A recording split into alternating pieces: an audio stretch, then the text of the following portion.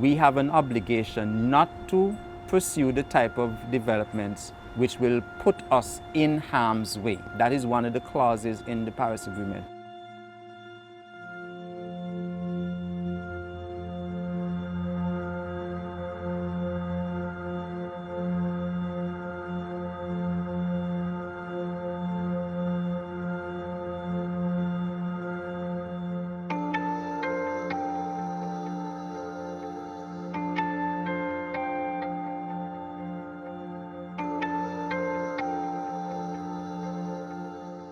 There are many ways in which the ecology of Barbuda is being impacted and in fact damaged, compromised by the development.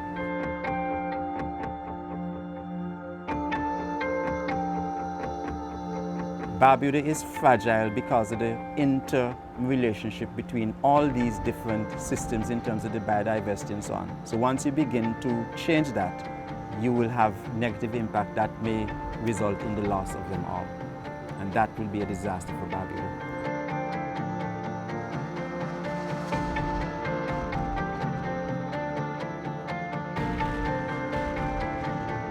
The capitalism, the way that it's being expressed here, is going to damage the island and its ecology in the long term. And the Ramsar site is just, that's a crying shame in terms of what they've done to the Ramsar site.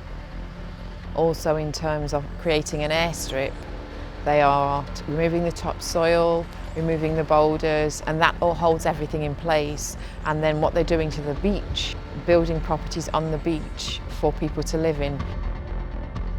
Our culture is being threatened.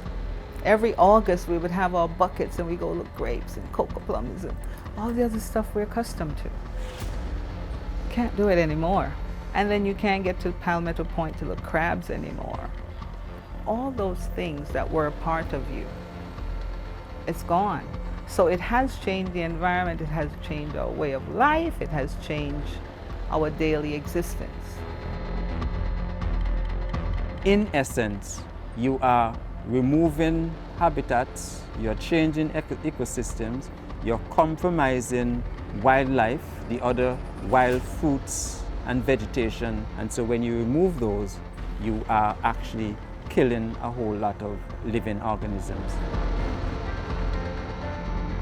When you have developments like the PLH, which is taking out wetlands, which is compromising the infrastructure of the island of Barbuda, and thereby exposing us further to the climate crisis in terms of these storms, you are basically, by your own actions, endangering the island. Unfortunately, we have now, since 2017, have a challenge in trying to resist change to that economic direction.